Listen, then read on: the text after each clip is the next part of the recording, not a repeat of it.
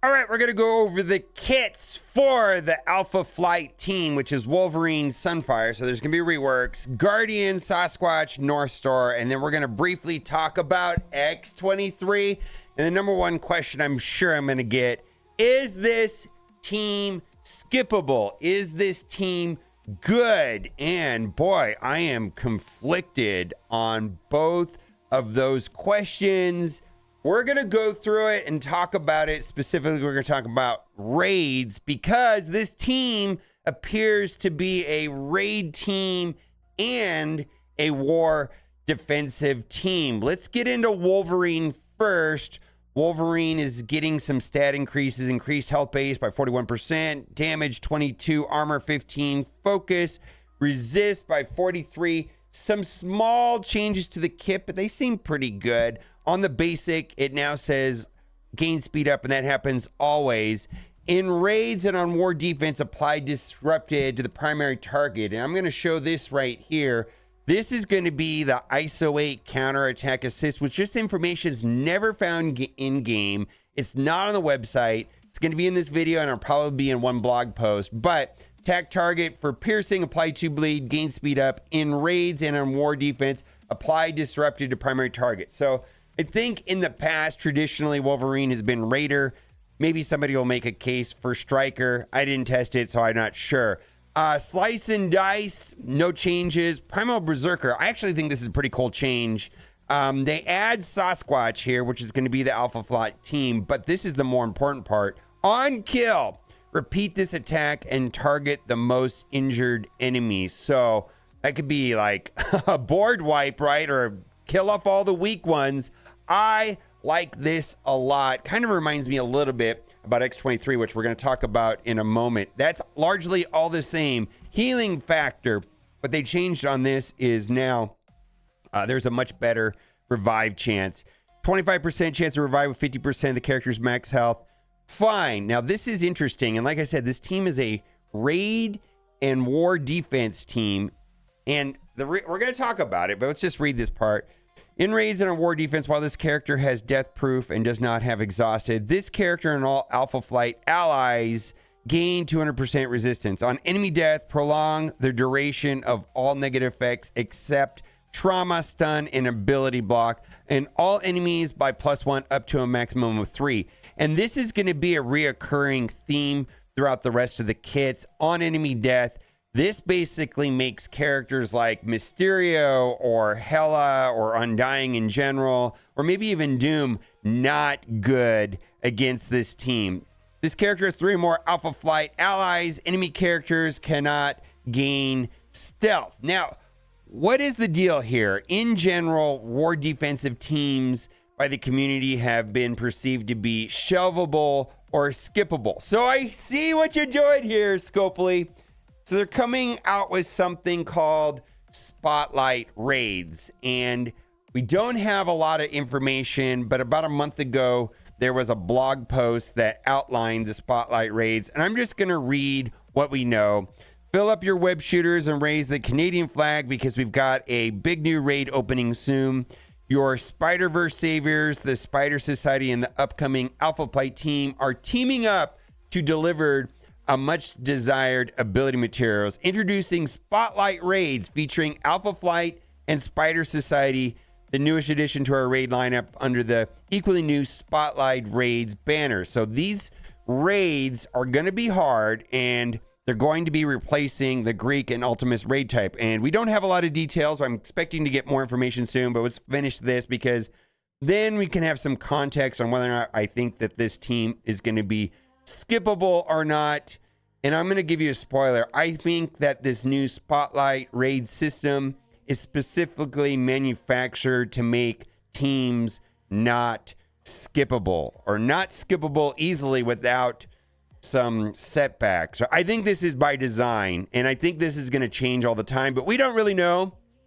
In fact, they'll be replacing Greek raids. These new raids will make new teams shine since they'll be required for the hardest difficulties.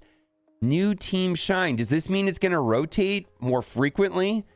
Oh my God. The upcoming Alpha Flight teams, which details will be revealed soon, which is what we're doing today, and Spider Society, which is already out. And Spider Society unlike Alpha Flight, seems to be pretty good in multiple game modes. And I'm not really sure about Alpha Flight. I'm just saying, but to be first to blaze through these new raid challenges, Spotlight Raid featuring Alpha Flight also requires the cunning and agility Spider Society team right from the get-go. Recruiting, powering your Spider Society team for the initial raid nodes is crucial. Don't get off guard. Start beefing up now. New raid layout. And wow, this is ugly. This is the ugliest thing, everything. Looks like you start non-mythic boss, Spider Society, boom, boom, boom, Alpha Flight. And to get to the end, you're going to have to use Alpha Flight, and then there's going to be a final boss. And there's going to be significant rewards, T4s and Crimson Gear, which I think almost everybody needs T4s. And for people trying to get into Dark Dimension 7, yes, I need tons of Crimson Gear.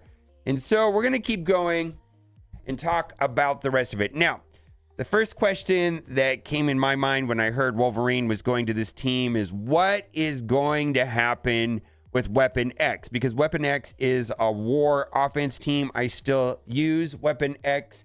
And there was a conference call with Matt Sheets, and he said something about X-23 and X-23 going on the Weapon X team.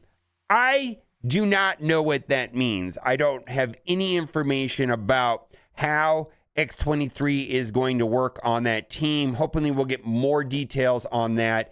My hope is that there's a small rework to X-23 and she gets the Weapon X tag, because I got to tell you, this X-Men rework that we got on like X-23 and Kitty and Colossus, Jubilee and Phoenix was a little bit confusing to me. And I don't know about you, but I haven't got a lot of use out of those characters, maybe a little bit. But X-23 was the most exciting one to me. And if I can use X-23 on war offense with Weapon X, that would make my day. Let's go to Sunfire, also getting some reworks right here. Health by 24%, damage 29%, armor 39%, focus 11, resistance 18. Some small changes to the kit on the basic. In raids, this attack gains 100% crit chance. The special is the same. The ultimate, I believe before it said clear offense up on this character, but now it says in raids and on war defense, do not clear offense up. And then the passive, gain offense up for 2 turns. That was only in Crucible. I think it just said gain offense for 1 turn, but now this is for 2 turns, so that applies everywhere. In raids, generate 6 ability energy for self and all Alpha Flight allies.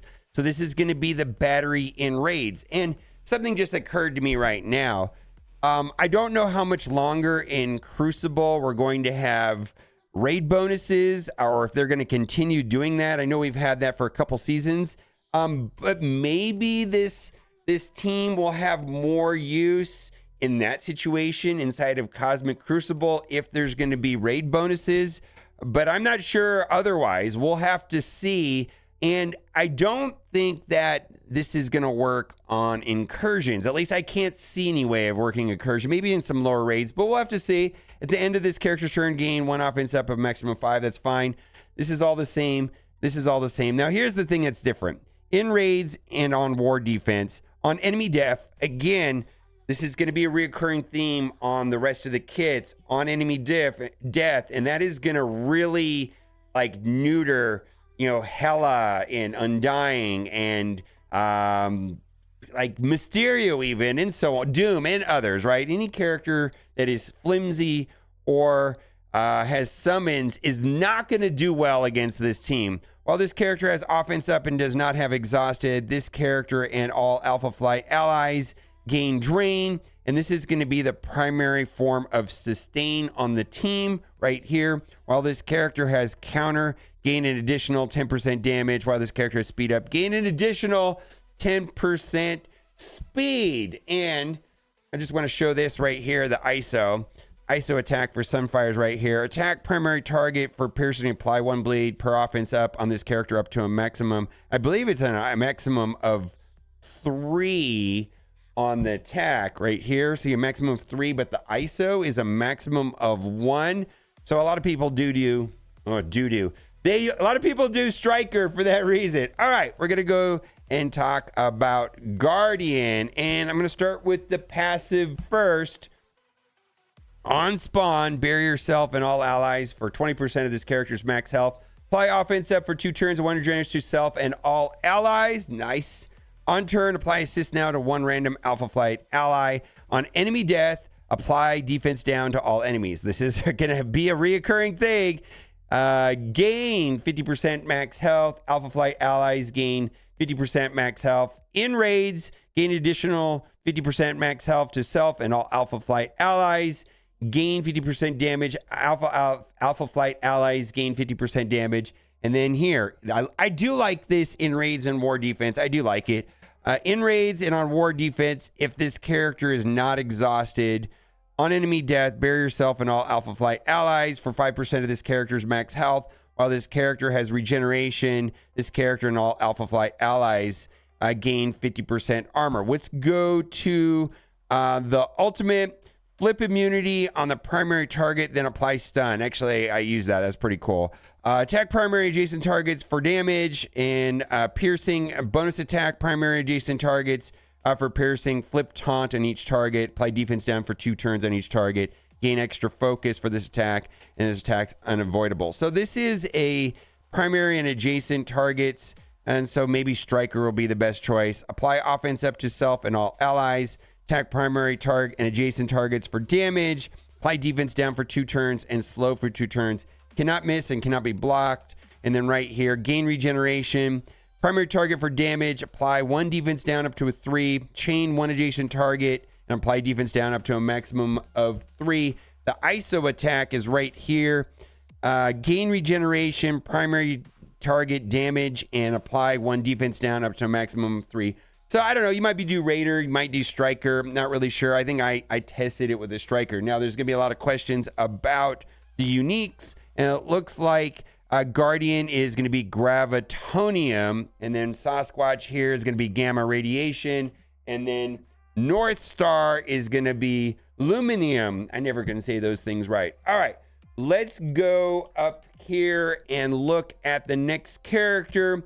Sasquatch is going to be the protector on the team. We've got Fortifier on spawn. Apply defense up for 2 turns and 2 death proof to yourself and all Alpha Flight allies. On any turn, if this character's health is greater or equal to 75% and this character does not have taunt, gain taunt for 2 turns. That's pretty cool. So once he takes a turn or when anybody else takes a taunt, that's pretty cool. On any turn, if his character's health is greater to 50%. So looks like he's spawning with taunt. I have to go in the back and look at that. I don't think this is a true pre-taunting tank, but he does taunt right from the go, which pre-taunting tanks in this game are generally pretty important. So I'll have to check back on this. That's kind of interesting. When this character drops below 35% health, gain stealth for 2 turns. So this is how the taunt goes away, is basically when he drops low enough, he goes into stealth. Apply 2 death proof and 2 regeneration to self and all Alpha Flight allies. On enemy death, heal self for 5% of this character's max health. Gain armor, gain drain. Alpha Flight allies gain that as well. In raids, 100% chance to counterattack. In raids and on war defense, on spawn, if this character does not have exhausted, apply safeguard to 2 turns itself and all Alpha Flight allies. And I cannot tell you how important safeguard a mechanic is for a defensive war team. On enemy death, apply offense down to all enemies, gain max health, additional drain, so on to Alpha Flight. While this character has defense up and does not have exhausted, gain 100% extra damage for self and all Alpha Flight allies. And they're going to have safeguard and defense up, and that's not going to be going away. So that's kind of a big deal. Let's go to the ultimate. Clear all barrier on all enemies. Attack primary adjacent targets for 450% damage. Apply offense down for 2 turns on all enemies on raids, and on war offense, apply trauma for 2 turns. Again, trauma and safeguard are just so important in this game right now. Very powerful mechanics right here. And this works basically in war defense and raids. Prolong the duration of all positive effects this character by 1 up to a maximum of 3. This attack gains extra focus. Then again, clear all barrier on all enemies. This is on the special. Attack the primary target for damage. Apply slow, maximum 3. Reduce speed bar by 100%. Apply safeguard yourself. There you go. More safeguard yourself and all Alpha Flight allies. And that is not mode specific right here. So this is not unique to just raids and war defense. That works everywhere. Then we got the basic attack. Attack primary target for damage on raids and war defense. Clear 1 random negative effect from self and all Alpha Flight allies. Gain defense up for 1 turn and 2 deflect. And let's look at the ISO attack right here. Attack for damage in raids and on war defense. Clear 1 negative effect from self and all Alpha Flight allies. Gain defense up for 1 turn and 2 deflect. All right. That seems pretty good. I think I tried Fortifier on him, and that seemed fine, because he's a protector and he taunts. And I have to go back and find out if this is not, essentially is this spawn with taunt? Maybe it is. I mean, because I think there's long-term value to a character that is a pre-taunting tank, and it looks like he kind of is. Now, this is, in my opinion, kind of like the superstar in the team. And his kit is largely based around getting up to 10 charges. And once he has 10 charges, seems to be pretty scary. All right, so on spawn, apply evade to self and all Alpha Flight allies. Clear all charge from his character. So he gets rid of the charge, and then the charge happens, we'll read here, and then he's pretty scary once he gets to 10 charges. On enemy death, apply speed up to self and all Alpha Flight allies. When this character or any Alpha Flight ally is attacked, gain 1 charge up to a maximum of 10. So that's how the charges are acquired. And then we go through the rest of the kit. We'll see what those charges do. Focus, resistance, Alpha Flight gain resistance. In raids, this character and all Alpha Flight allies cannot have their speed bar reduced. That's pretty cool in raids. Then in raids in war defense, on enemy death, apply slow to all enemies. While this character does not have exhausted, this character and all Alpha Flight allies cannot gain slow. While this character does not have exhausted, enemies cannot gain charged. Wow. While this character does not have exhausted, enemies cannot gain charged. This is really going to throw off a lot of counters in war defense. While this character does not have exhausted, gain focus for self and all Alpha Flight allies. Gain speed, Alpha Flight allies gain 25% speed. Flip all positive effects, clear revive once for all enemies, attack all enemies for damage, and then do a lot more damage per charge. Well, not a lot, 10% per charge. So 10 times 10 can do 100% more damage. So that's what, like a third more damage as the match goes on. Apply slow for 2 turns, disrupted for 1 turn, and prolong the duration of all negative effects, excluding stun, trauma, and ability block on all enemies. On war defense, clear all charge and all enemies. Nice. This attack is unavoidable. This attack's bonkers also. Attack primary target for damage and apply blind for 2 turns. Then, if charged, start rebounding chaining. Rebound chain for damage to a number of adjacent targets equal to the number of charges on this character, up to a maximum of 10. 50% chance to apply blind on each secondary attack.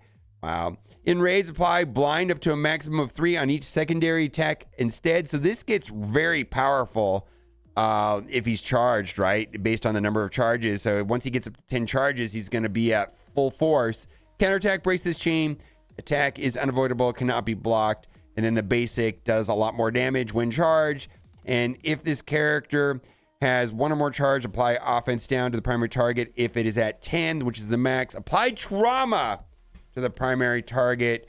And here is the safety ISO attack, which largely mirrors that. Attack primary target damage per charge, 1 more charge, then offense down, and then if it's at 10, apply trauma to the primary target. So, is this team skippable? Like, I feel like war defense teams are largely perceived by the community as being the least desirable. You don't really get to play them, but having the raid tag on them gives an incentive to use them, to actually play them rather than them just sitting on defense, which I like very much. And I'm just going to tell you, I think there was a call, or it was a YouTube video, an interview a long time ago, where the developers saying, yeah, we're trying to make it so that no team is skippable. And I feel like they're accomplishing that to a certain degree